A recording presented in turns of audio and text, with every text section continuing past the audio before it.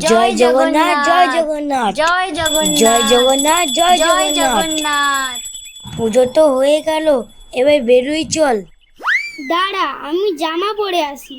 না রে ভাই, তুই এভাবেই চল। তোকে তো পুরা ছোট পণ্ডিত লাগছে। তোরা চুপ করবি? যত সব। হোক, আর রাগ করিস না, এবার চল।